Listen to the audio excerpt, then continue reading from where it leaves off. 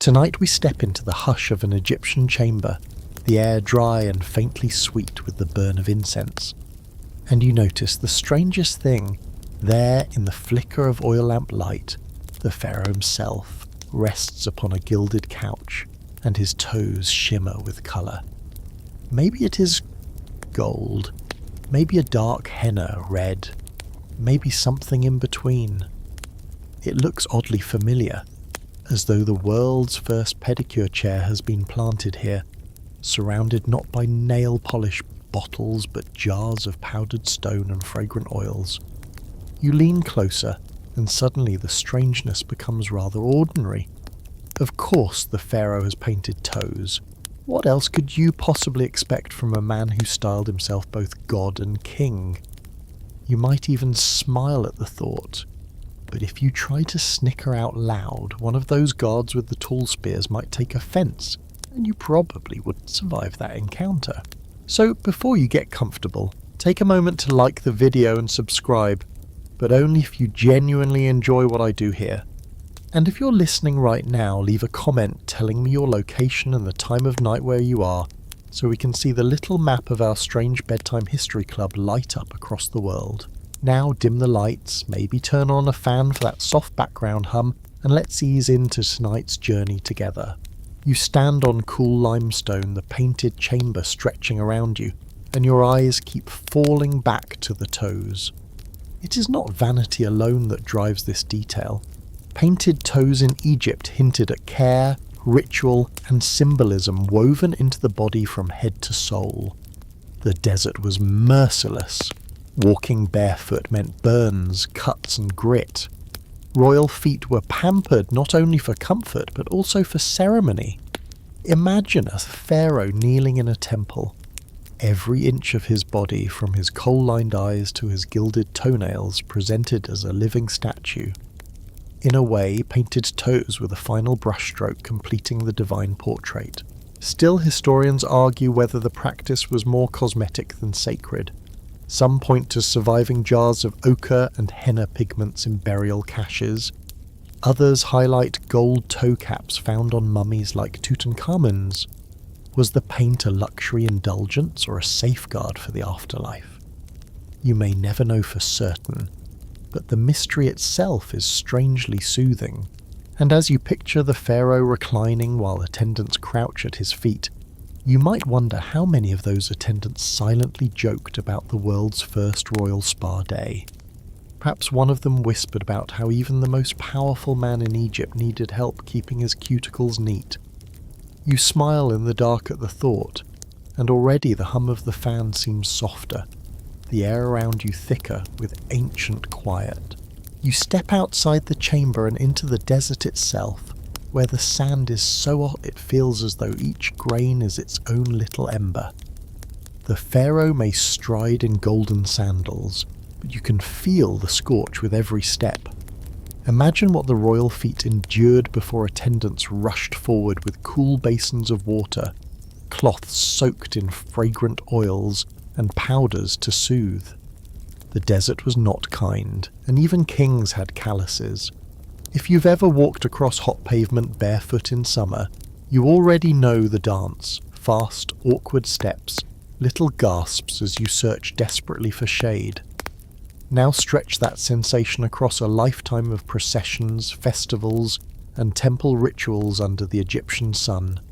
You start to understand why even a divine ruler might fuss over his toes. The sand not only burned, but also abrased. Each grain worked like a slow file, scraping down skin and leaving roughness that cracked and split. Painted toes weren't simply decorative, they could hide or soften what the desert did to flesh. Pigment mixed with oils doubled as protective balms. Historians still argue whether this was pragmatic skincare or ritual disguise, but both explanations feel reasonable when you picture bare feet on blistering ground.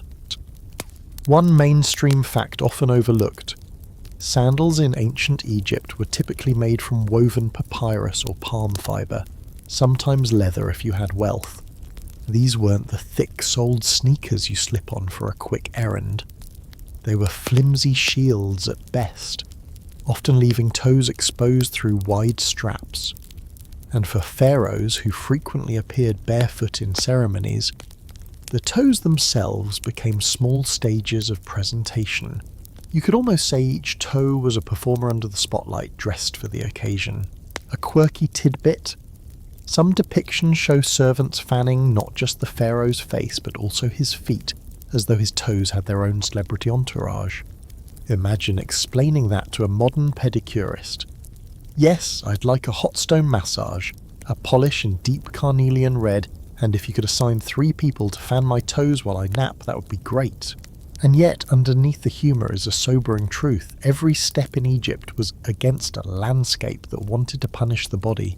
Without attention, infection from a single cut or blister could turn deadly. Toe painting might not cure disease, but oils infused with herbs could repel insects or soothe bites. It's easy to laugh at the idea of a royal manicure party, but in reality, survival and presentation were tangled together. As you imagine trudging across temple courtyards warmed like stovetops, your sympathy deepens. Painted toes weren't trivial.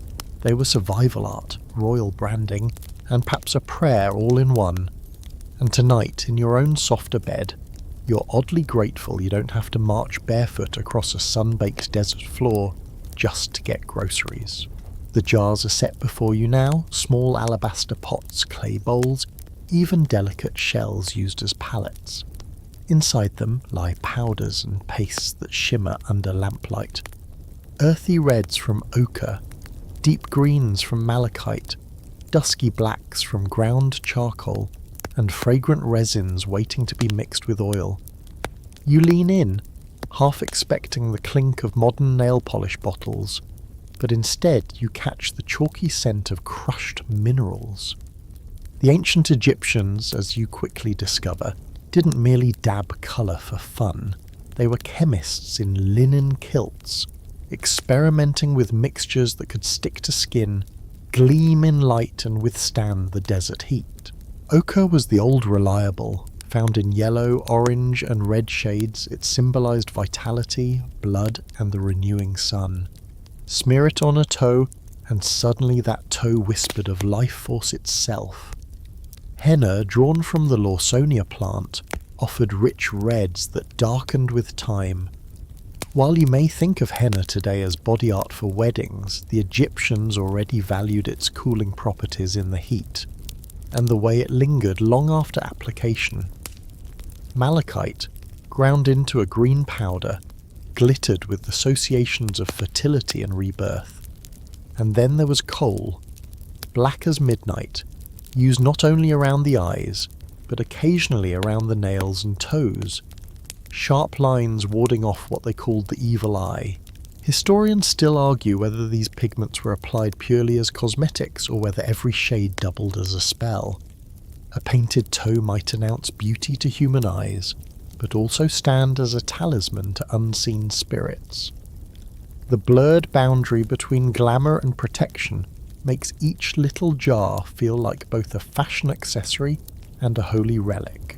A quirky tidbit: some texts suggest that resin-based polishes smelled surprisingly sweet, like a mix between pine sap and honey. Imagine lying down for a nap and waking with your toes wafting faint perfume. Somewhere in Egypt a servant may have whispered, "Sire, your feet smell better than the entire lotus garden." Not a bad review for a day's work. And as you picture attendants grinding pigments, stirring them into oils and carefully stroking them onto royal toes, you realise you're witnessing something familiar. It is the same impulse behind every salon visit today, the desire to transform rough, ordinary skin into a tiny work of art. Only here it carried the weight of eternity. The paint didn't just decorate toes, it prepared them to walk, symbolically, into the afterlife. You kneel now beside a basin where a thick, reddish-brown paste stains the hands of an attendant. The smell is sharp, earthy, almost grassy, and you recognise it. Henna. The paste is being brushed carefully across the pharaoh's toenails, but it also seeps into the skin around them, leaving behind a deep orange glow that will darken to a burgundy red by morning. You've seen henna patterns at weddings, swirling vines across palms and ankles, but here it feels heavier, as though every smear is a vow. Henna in Egypt wasn't just decoration. It cooled the skin in unbearable heat. Applied to scalp, palms or toes, it created a tingling relief, a subtle natural air conditioner before the invention of fans stronger than a palm frond. And it carried ritual significance. A fresh layer of henna meant renewal, a cycle beginning again. Imagine a pharaoh stepping into a festival after his toes have been freshly painted, each nail a glowing ember of vitality, declaring that he was as young and evergreen as the Nile itself. Historians still argue whether the practice of hennaing toes in Egypt originated locally or came through trade with neighbouring regions like Nubia or Mesopotamia. The plant itself grew across deserts and oases, so it's difficult to pin down its earliest ritual use. But what's clear is that once the Egyptians embraced it, henna became woven into rites of passage, childbirth and marriage. Why not also the daily pageantry of kingship? A quirky tidbit surfaces from some folklore. Henna was believed to repel evil spirits, perhaps because its smell was so potent, or because its bright stain confused wandering demons. If your toenails glowed like fire in the night, spirits might think you already belong to another realm and leave you alone. You chuckle at the idea, haunted pharaohs holding up their feet like lanterns to scare away invisible pests. And yet the thought lingers. Those red toes became tiny beacons in ritual darkness. Painted before shrines, they symbolized blood, life, and the sun's renewing cycle. They were also practical. The desert cracked skin mercilessly, and henna's natural dye strengthened nails, kept fungi at bay, and left a sheen that masked roughness. Fashion, medicine, and magic braided seamlessly together in a smear of paste. You picture the pharaoh reclining after his treatment, toes stretched, attendants blowing softly to help the henna dry. Maybe he jokes, maybe he snores, but in that quiet, the weight of a kingdom rests on those small glowing details. The divine ruler of Egypt painted and polished down to the tips of his toes. You watch as another attendant approaches, and this time there is no earthy paste, no herbal smell. Instead, a small casket is opened, and inside it gleams something extraordinary. Thin, gleaming caps of gold shaped perfectly to fit each toenail. They catch the light like little suns, making the pharaoh's feet look less like flesh and more like sculpture. You blink, because it seems almost absurd. Jewellery for toes, but here in the palace it is nothing short of divine symbolism. To Egyptians, gold wasn't just wealth, it was the flesh of the gods, eternal and incorruptible. When a pharaoh wrapped his toes in gold, he wasn't showing off like someone flashing an expensive watch. He was aligning his body with the cosmic order, declaring, "I am Ra's chosen, walking on earth with the skin of the sun itself." Imagine lifting your foot and seeing each toe sparkle like a miniature crown. Suddenly sandals become frames for celestial art. One mainstream fact, Tutankhamun's tomb revealed precisely this: golden sandals, golden-soled finger and toe caps, a dazzling reminder that in death every extremity was armoured with eternity. The toe caps weren't fragile playthings, they were funerary armour meant to preserve the king's body for endless life. And yet, even in daily rituals, traces of gold leaf have been found on cosmetic tools, suggesting this wasn't limited to the afterlife, it was spectacle in life as well. A quirky tidbit. Some ancient jokes survive in graffiti, poking fun at royals for their extravagance. Imagine a worker scratching on a wall.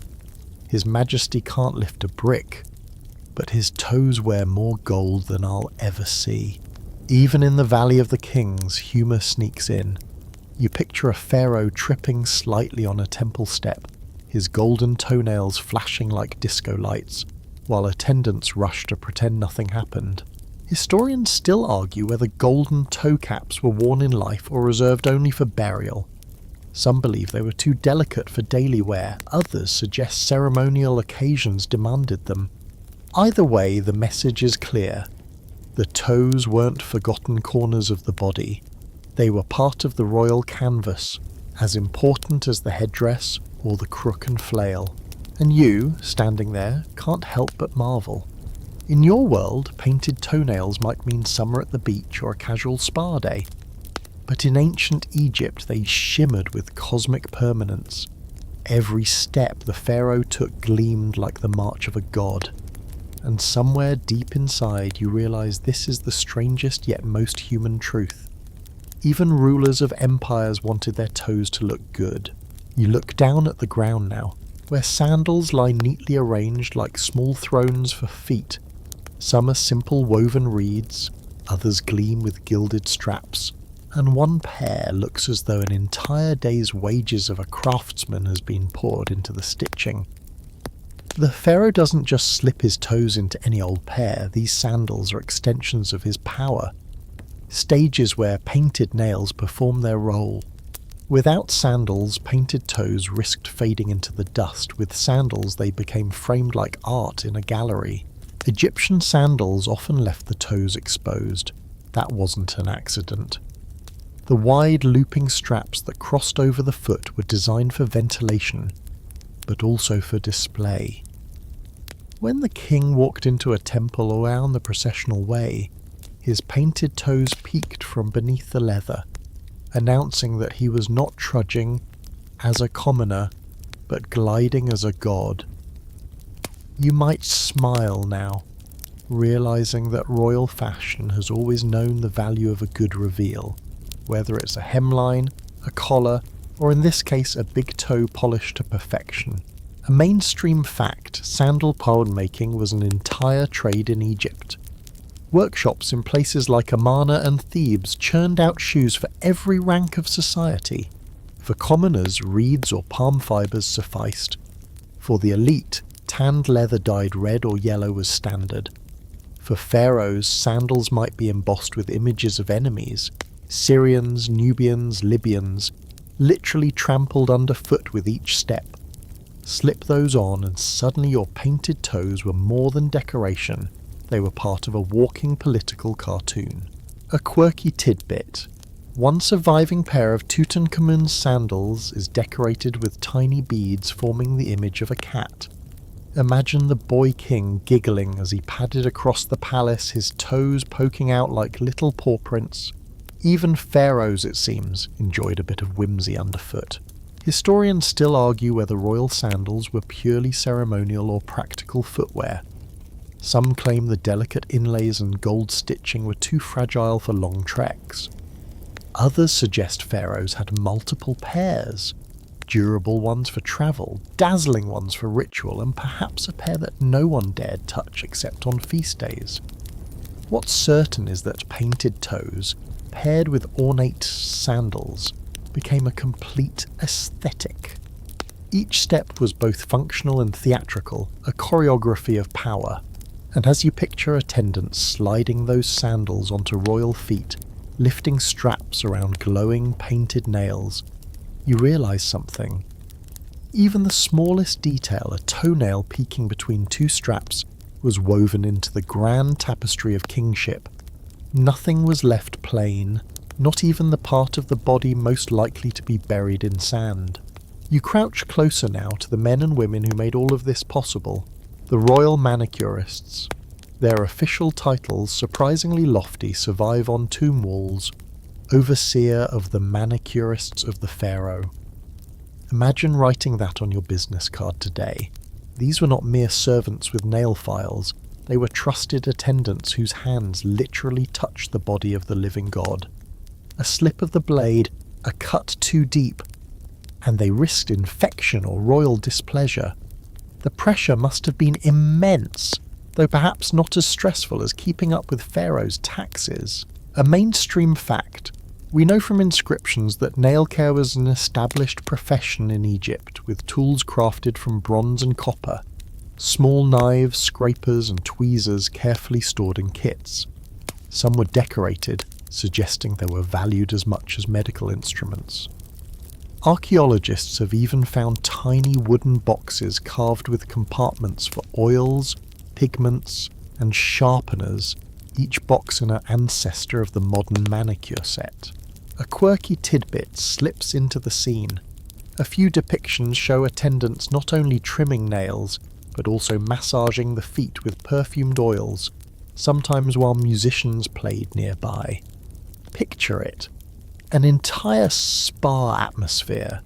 Harps plucking, incense curling, attendants bent over toes as the king dozed.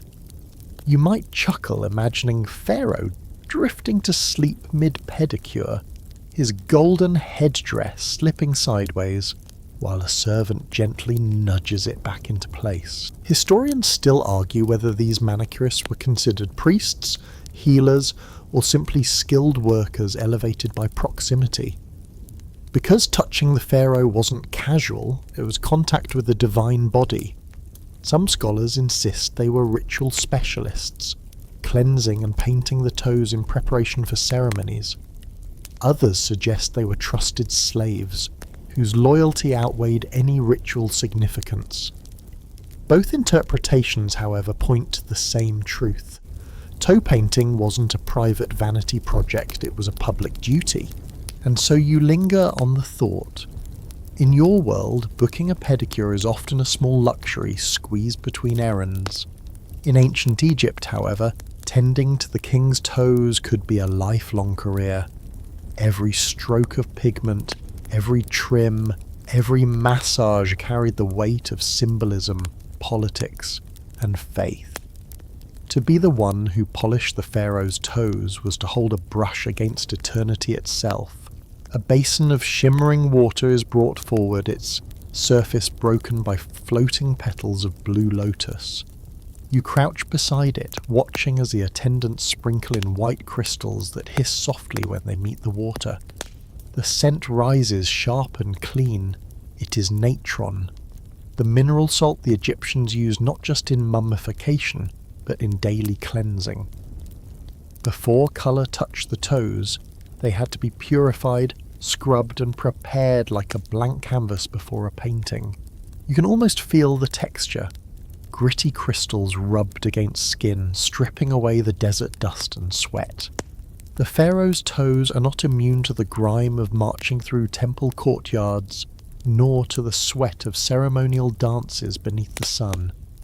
Natron, mixed with a little water or even wine, cut through it all. And then came fragrant oils, cedar, myrrh or lotus, massaged into the skin until it glistened. A proper paint job started with proper preparation. A mainstream fact, natron was central to Egyptian life. It disinfected wounds, whitened clothing, deodorized rooms, and yes, scrubbed the body. The same substance that preserved mummies was sprinkled over living toes to keep them fresh and ready for pigment. Imagine explaining to a modern spa guest, yes, today's pedicure includes the exact ingredient used to embalm the pharaohs. Very exclusive. A quirky tidbit. In one ancient recipe for foot care, crushed sycamore figs were added to the mixture, not only for fragrance but to deter insects. You imagine Pharaoh reclining while his feet bubble in fig water, swatting away the occasional fly and muttering, "I rule the two lands, but not the bugs." Even kings, it seems, had to compromise with nature. Historians still argue whether these cleansing rituals were purely hygienic or whether they doubled as symbolic purification.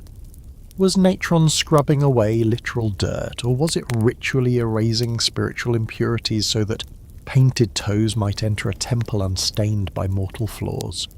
Perhaps both.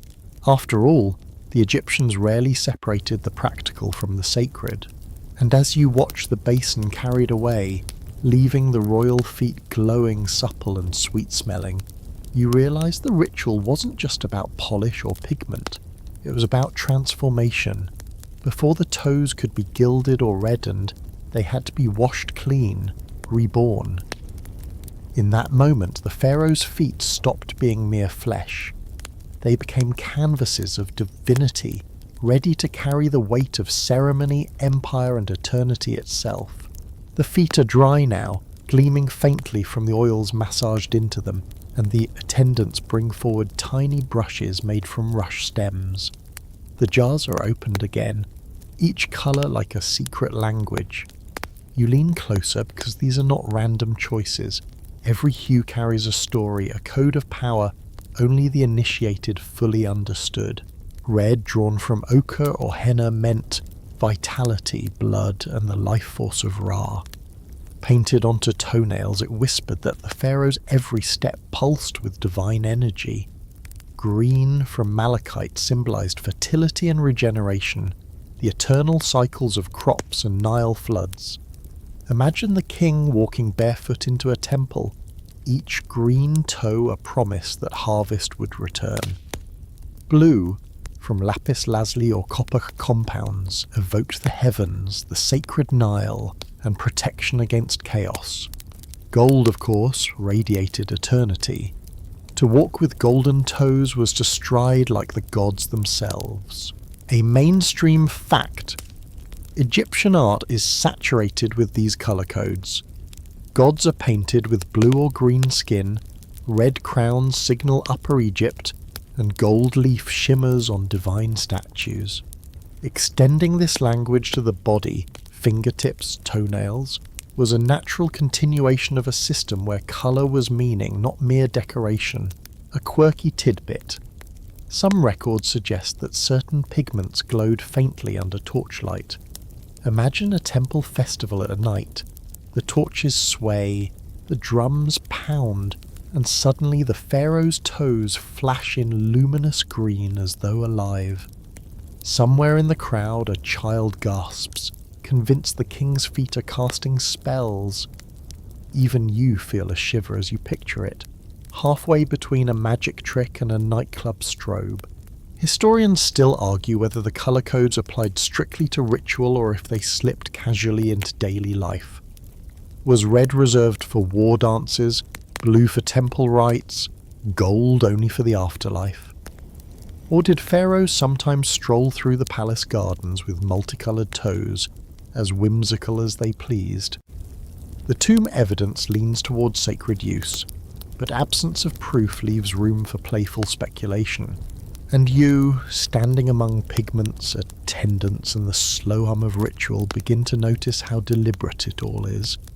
Every painted toe is a sentence, every colour a word.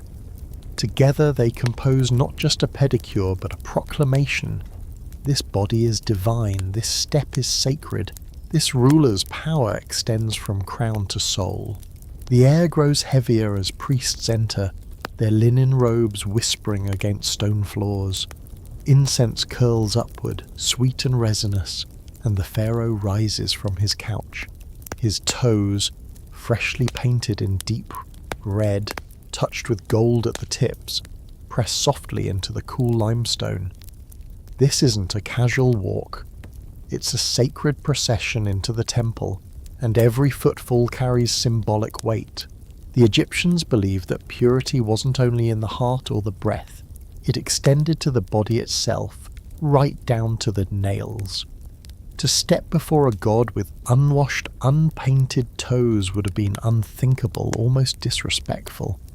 You imagine how a priest might glance downward, checking to see that the pharaoh's feet gleamed as brightly as his headdress. Painted toes in this moment became more than adornment. They were part of the ritual script, physical proof that the king was prepared to meet divinity. A mainstream fact. During ceremonies, pharaohs often appeared barefoot in sanctuaries. The ground of a holy temple wasn't to be touched by sandals. The feet themselves, purified and decorated, were the offering. Step by step, the ruler's body became an extension of the sacred space. A quirky tidbit whispers from the shadows. Some texts suggest that temple floors were occasionally washed with milk or beer before great rituals, making them slippery. Picture the pharaoh carefully padding across a sudsy floor, his attendants nervously hovering, hoping he doesn't skid in front of the gods. Painted toes or not, slipping during a sacrifice would make for a very awkward divine audience. Historians still argue whether painted toes had a direct ritual prescription, thou shalt paint before the shrine, or whether it was part of a larger cultural expectation of cleanliness and beauty. Perhaps no scroll ever mandated polish nails before entry, yet the consistency of grooming rituals in burials and artwork suggests it was a norm. In temples where every action was choreographed, unadorned feet might have felt like missing a line in a hymn, and as you stand there in the hush, incense stinging your nose, you watch the pharaoh bow, his toes pressing into sacred stone, pigments catching the glow of torchlight. The sight makes you realize that this detail, so small, so human, was folded seamlessly into grandeur. A kingdom's faith expressed itself in the arc of a foot, the shimmer of a nail, the painted toes of a living god. The drums quicken, the air thickens with perfume, and suddenly the temple doors are flung wide. Outside you find yourself swept into a festival, the Feast of Apet perhaps, or one of those jubilant processions where the entire city becomes a stage. There, in the centre, is the pharaoh, borne aloft on a litter, but when he descends to join the dancers, the crowd's eyes drop, almost instinctively, toward his feet. Painted toes gleam beneath the torchlight, moving in rhythm with the clatter of sistrums and the chant of priests. Performance was power in Egypt. To dance was not just entertainment but ritual, embodying the harmony of the cosmos. And what better way to highlight those movements than with toes glowing red or gold? When the king's foot stamped against the temple floor, the pigment amplified it, each step an exclamation mark, each gleam a visual chant. Painted toes became punctuation in the choreography of empire. A mainstream fact. Egyptian dancers often accentuated their bodies with tattoos, jewellery and henna, transforming themselves into living artworks. Court entertainers sometimes even painted their nails and toes to catch torchlight during night festivals. It's no stretch to imagine the pharaoh himself adopting the same, his toes joining the shikun. A quirky tidbit. Some records hint at performers attaching tiny bells to their sandals, so when they moved, the sound chimed with their painted feet flashing in time. Imagine a king in golden sandals, toes lacquered with carnelian red pigment jingling faintly as he twirled. The crowd probably gasped, though maybe one weary farmer muttered, "All this, and my barley still hasn't grown." Historians still argue whether the pharaoh personally danced or left the movement to professionals while he observed. Some depictions show kings striding solemnly, while others hint at livelier participation. If he did dance, those painted toes may have been the focal point, the holy rhythm visible even to the farthest villager craning for a glimpse. And so you stand in the festival's heart, music echoing in your ribs, torchlight painting shadows on the stone. Everywhere, colour and sound converge, and at the centre of it all are those curious details.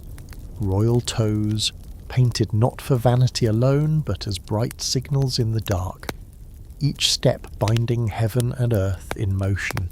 The music fades, the torches dim, and the night air settles heavy with heat. You glance again at the royal feet, and for a moment the glamour falters. Painted though they may be, those toes still belong to flesh, soft, vulnerable, and prone to the same aches as yours. The desert was merciless, sandals flimsy, an infection a lurking shadow. Toes cracked, nails split, insects bit, and fungi crept in the damp folds of bandages. Behind the pageantry you see the practical side of painted toes.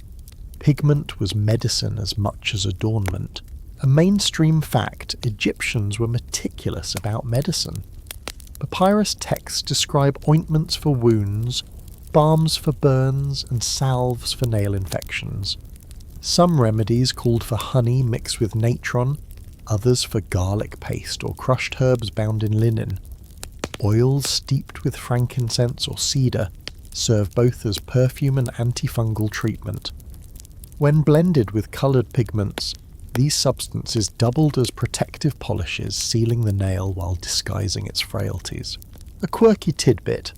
One prescription suggests applying mashed cow liver to toenails to restore their strength. You imagine some weary attendant dutifully smearing the paste, then painting red henna over it to mask the smell.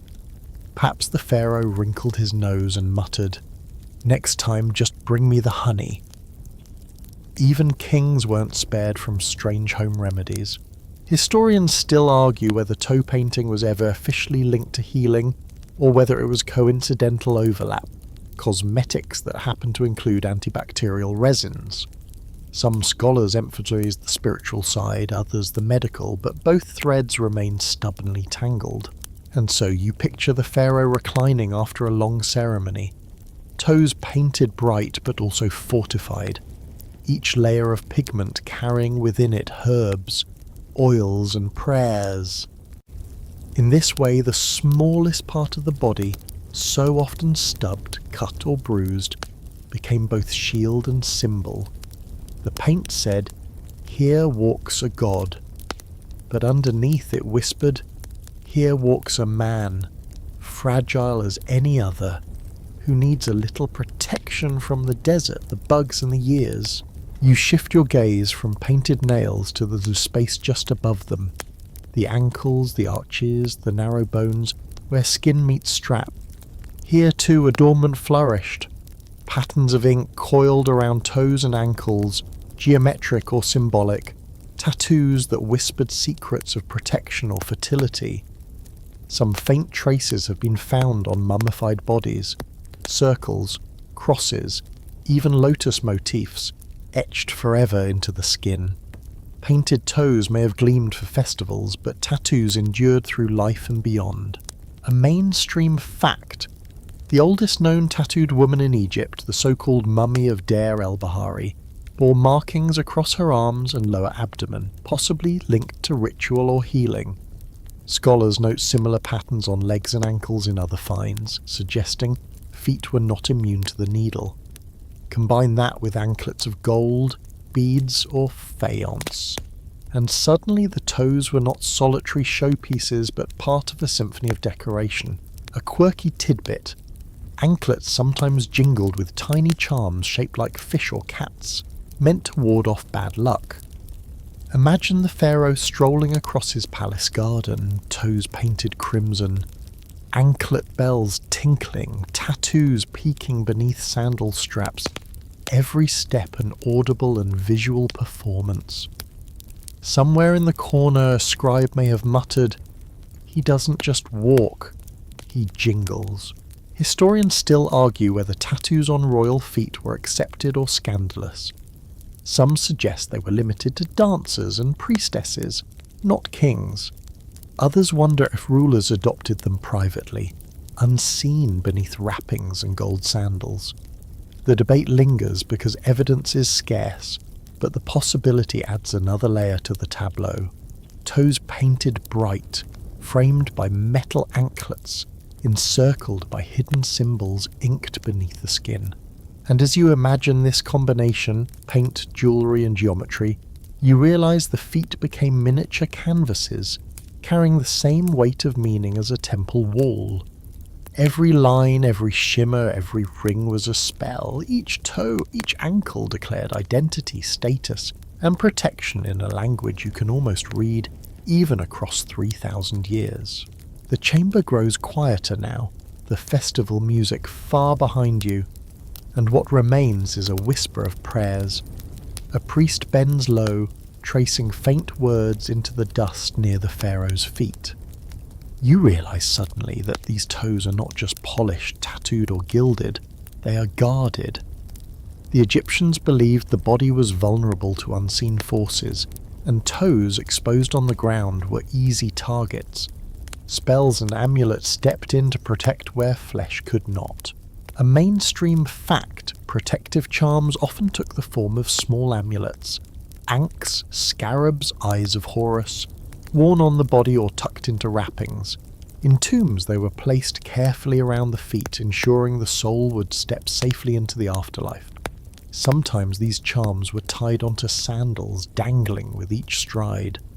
Toes painted with resins or pigments infused with oils carried that same logic. Colour as magic, polish as ward. A quirky tidbit. One incantation against snake bites suggested painting or anointing the toes with a concoction of garlic and beer. Picture the pharaoh sitting while attendants dabbed his nails with boozy paste, half medicine, half superstition. You can almost hear him grumble, "If the snakes don't leave me alone, at least my toes will smell festive." Historians still argue whether the painted toes themselves were thought to hold protective power, or if they simply displayed the presence of ritual purification. Some scholars suggest red henna mimicked blood, tricking evil spirits into thinking the body was already touched by sacred life force. Others claim the gleam of gold caps repelled darkness the way sunlight scatters shadows. Either way, toes became battlegrounds of symbolism, tiny but critical zones where protection was most visibly layered. And as you watch, a priest places a small charm at the pharaoh's ankle, while murmuring phrases lost to time. The toes, freshly painted and glittering, seem to glow against the dim light. You realise that in this ritual space nothing was overlooked. Not the crown on the head, not the words of the mouth, and certainly not the toes pressing against sacred stone. To guard them was to guard the king's path, to ensure each step was guided not by accident but by divine intention. The torchlight flickers over carved wooden footstools beside the throne, and you lean closer. They are decorated with painted figures, rows of bound captives, their arms tied, their faces grim. When the pharaoh rested his feet upon these stools, he was literally trampling his enemies. Painted toes pressing down became part of the message. The world lay subdued beneath the ruler's step. A mainstream fact. This imagery of enemies underfoot is everywhere in Egyptian art. Sandals were inscribed with the names of foreign powers, floor tiles bore the faces of rivals, and statues showed kings standing triumphantly on the nine bows, a symbol of Egypt's adversaries.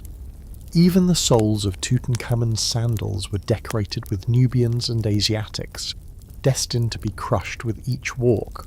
A quirky tidbit. Imagine a visiting dignitary catching sight of the pharaoh's glittering toenails pressing against a painted caricature of his people. Awkward. It's the ancient version of shaking someone's hand while wearing socks that mock their flag. Diplomacy, Egyptian style. Historians still argue how much of this imagery was symbolic versus personal insult. Were these designs simply visual propaganda, or did rulers really relish the idea of stomping on their foes every morning as they slipped on sandals? Regardless, the act of pressing painted toes against those images added layers of theatre. The ruler's body down to the smallest nail enacted conquest. And as you imagine the king shifting on his throne, toes painted crimson pressing down on enemy figures, the message sharpens. To paint the toes was to draw attention to them, to magnify the gesture. Every wiggle, every step was a statement of power. Enemies were crushed not just in battle, but in ritual, in art, even in the subtle act of walking. And there you stand, suddenly aware of how something as humble as a toenail polish could become part of empire-wide propaganda, an accessory turned weapon of image and rule. The palace air shifts again, and now you find yourself in a workshop buzzing with activity. Bronze tools clink, pestles grind against stone mortars, and the scent of resins and crushed plants floats thick in the room. This is where painted toes begin, not in the throne room, but in the hands of craftsmen and traders who brought the world's colours into Egypt. a mainstream fact. Many of the cosmetic ingredients were imported. Frankincense came from Punt, malachite from the Sinai, lapis lazuli from Afghanistan. Even humble henna sometimes arrived along caravan routes from Nubia. The Pharaohs' toes, therefore, were global creations, polished by the flow of trade as much as by the stroke of an attendant's brush. A quirky tidbit: shipping lists reveal some bizarre cargo. Ostrich eggs, monkey skins, even whole giraffes made the trek into Egypt as trade goods. Picture a caravan driver explaining to customs, yes, these amphorae hold oils, and those crates are full of dye, and over there, oh, just a giraffe for the king's garden. You can't help but chuckle, imagining the giraffe eyeing jars of henna, while attendants wonder whether its hooves need painting too. Historians still argue how organised these supply lines were. Were there specialised merchants dealing only in cosmetic goods, or did ingredients slip into Egypt as byproducts of larger trade, spices, incense, metals? Either way, every painted toe was a testament to global networks long before anyone coined the term globalization. You glance around the workshop and see apprentices sifting powdered malachite, others pouring oils into alabaster jars, still others carefully hammering thin gold leaf for caps and sandals. Each gesture feels ordinary, yet the result would end up pressed against temple floors, gleaming beneath torches, or sealed forever in a royal tomb. And so you realise that painted pharaonic toes weren't just about personal vanity or ritual, they were the endpoint of a vast economic chain. From miners in distant hills to camel drivers across deserts, from perfumers to goldsmiths, countless hands collaborated to make those small glowing details possible. The toes of a king, it turns out, bore the fingerprints of the world. You step away from the palace workshop and out into a village courtyard, where the scene is humbler but strangely familiar. A mother kneels by a clay lamp, dipping her fingers into a little bowl of henna. She laughs softly as her daughter wiggles her toes, impatient for the paste to dry. No gold caps here, no lapis powders hauled from distant mines, just simple pigment, warm laughter, and the same desire to decorate what the desert wears down. A mainstream fact. Cosmetics in Egypt weren't reserved for the elite. Archaeological digs have uncovered coal pots, grinding pallets, and pigment traces even in modest households. Henna especially was accessible, its plant growing along the Nile and in nearby deserts. Women used it for weddings, births and festivals. Sometimes men dyed their nails and toes as well. In smaller doses, toe painting was woven into daily life, not only into royal ritual. A quirky tidbit. One satirical text imagines a lazy man pampered like a king, reclining while his wife anoints his feet and polishes his nails. Whether intended as comedy or complaint, it shows that even in ordinary homes, the act of tending to toes carried a whiff of indulgence. You can almost hear a neighbour teasing, "Well, your barley field may be half weeded, but at least your toes look divine." Historians still argue about how widely these practices spread across class lines. Some suggest toe painting was largely elite, citing costly pigments like malachite and lapis. Others emphasise that commoners had their own traditions with simpler local ingredients.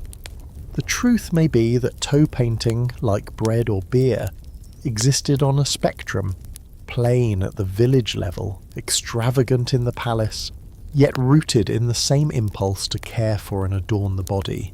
As you watch the child grin at her orange-stained toes, you sense continuity. Painted toes were not just pharaonic eccentricity, but a human instinct, an act of joy, of self-expression, of ritual woven into ordinary nights. The difference was scale. For kings, toe paint echoed across temples. For villagers, it glowed only by lamplight. Yet both left the same soft imprint on the sands of Egypt. The air cools as you descend into a chamber deep beneath stone, where silence presses close. Here, painted toes take on their most solemn role, not in festivals or courtly dances, but in the long sleep of eternity. You see embalmers bending over a royal body, their hands practiced, their motions reverent. They cleanse, they wrap, and finally, yes, they paint. Even in death, the toes are adorned. A mainstream fact, mummification was meticulous. Embalmers used natron to desiccate the body, resins to preserve it, and wrappings to bind it tight. Yet details mattered. Tutankhamun, for instance, was buried with golden toe caps, sandals, and painted nails. These weren't cosmetic afterthoughts, they were deliberate acts to prepare the pharaoh for the afterlife. Painted toes meant he stepped into eternity not as a decayed corpse, but as a radiant godlike figure. A quirky tidbit. Some embalming recipes included strange ingredients like onions stuffed into the body cavities or melted resin poured over the wrappings until the body looked lacquered. Imagine the embalmers pausing, squinting at a sticky mess and muttering, "Well, at least the toes came out perfectly." Even in solemnity, you sense small moments of human improvisation. Historians still argue whether toe painting and burial was symbolic of regeneration, colour signalling blood and life, or whether it was meant to disguise imperfections in the preserved body.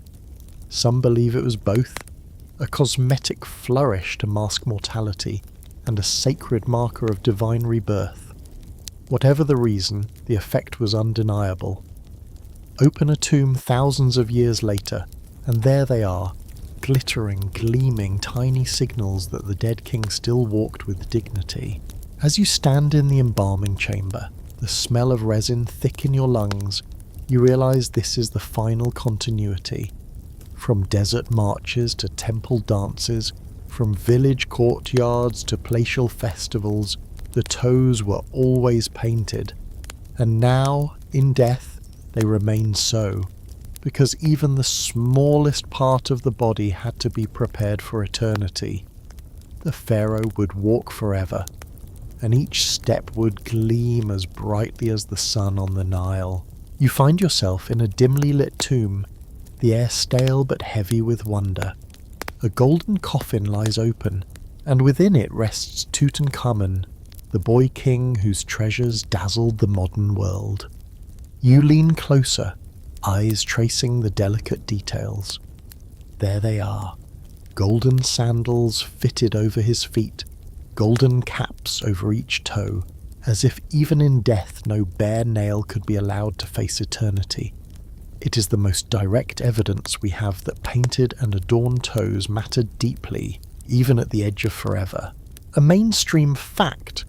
When Howard Carter uncovered Tutankhamun's tomb in 2022, he found more than 5,000 artifacts, many of them related to bodily care, oils, perfumes, and cosmetic tools.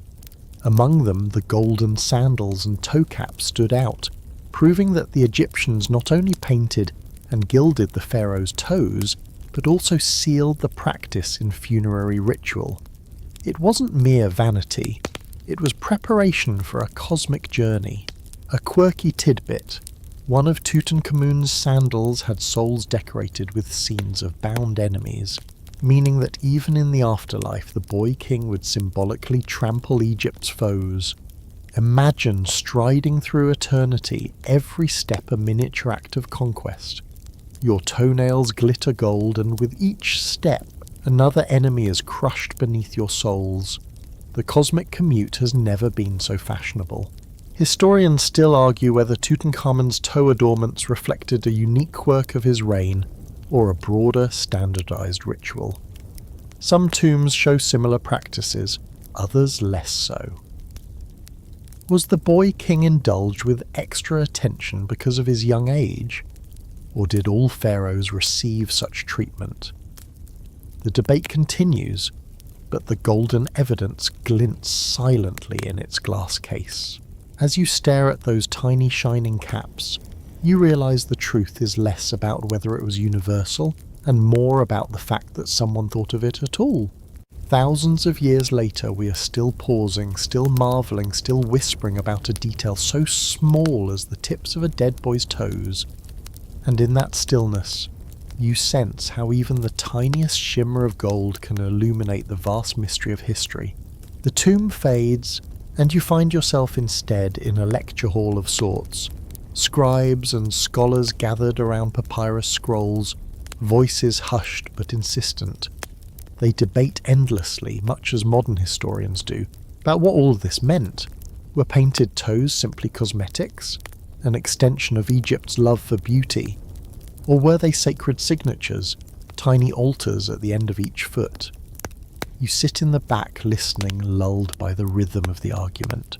A mainstream fact, cosmetic palettes and pigment jars are found in tombs across all classes of Egyptian society. This demonstrates that body adornment, including toes, was common practice. The question is whether it carried the same meaning for everyone, or if pharaohs alone turned a simple polish into a divine proclamation. A quirky tidbit surfaces in one debate. A scholar points to a satirical papyrus showing animals performing human tasks. In one image, a lion lounges while a mouse anoints its toes. Is it parody? Is it evidence of toe painting as a known custom, humorous enough to lampoon?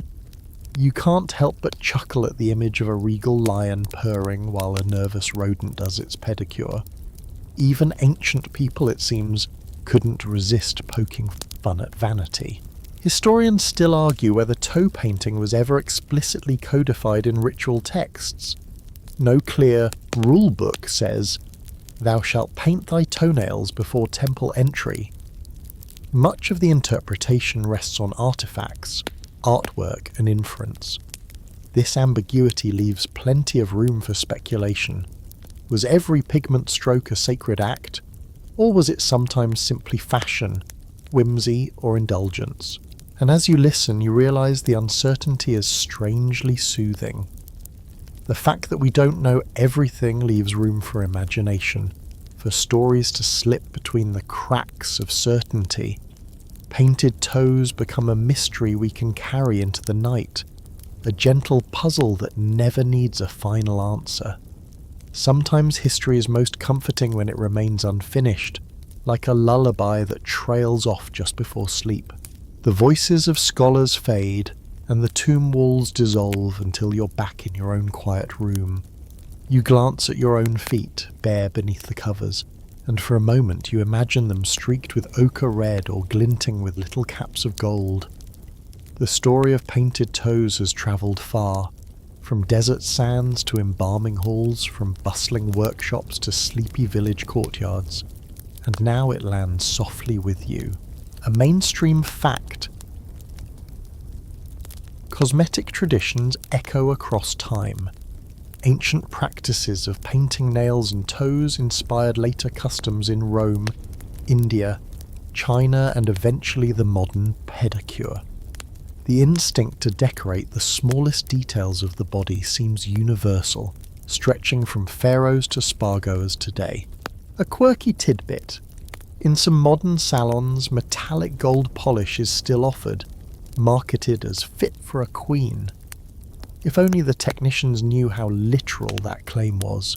3,000 years ago, it truly was polish for kings. You can almost imagine Pharaoh chuckling from his sarcophagus. Told you it would catch on. Historians still argue whether the practice of toe painting was more about status, religion, or health. Yet as centuries blur, what remains is the continuity of care, the human desire to take something ordinary and make it extraordinary, whether for gods, for crowds, or simply for oneself. Now, as the fan hums gently and the night leans in closer, you let the story slip into a softer register. Painted toes no longer glitter under temple torches, but under the dim glow of your imagination. The pharaohs are gone, their sandals long crumbled, their pigments powdered back to dust. But the quiet vanity, the sacred care, the little joke whispered amongst attendants, all of it drifts forward, brushing against you tonight. And so your breathing slows, You picture the Nile under starlight, golden toes stepping across cool stone, fading, step by step into eternity. Settle deeper into your pillow now, because the story has reached its gentlest current. The bustle of workshops, the glow of pigments, the solemn tread into temples, all of it softens into background hum, like waves against a distant shore. You are left only with the faint shimmer of toes painted long ago, a detail so small it feels almost like a secret kept just for you. Let the desert heat recede from your skin. Imagine the cool relief of water poured over tired feet, the soft brush of oils massaged across nails, the slow drying of henna paste as it deepens in colour. Each sensation slows the pace of your own breath, each image reminding you that care has always been part of human ritual. The noise of history drifts farther away now. Pharaohs no longer argue with priests, caravans no longer rattle with trade, and embalmers no longer bend over their solemn work. All that remains is quiet. Quiet strong enough to cradle you. Quiet soft enough to hold you. Painted toes glimmer faintly in the dark, and then even that light flickers low. You are safe here. The worries of your day have no place in this chamber. You walk only on cool stone, each step lighter, each breath slower, until the path itself dissolves. You carry nothing but the calm yours. So close your eyes. Let the hush of history cover you like linen wrappings, not heavy but light and protective. The fan hums on steady as the Nile, and the night folds around you. The Pharaoh's toes vanish into silence, and with them, so do your thoughts.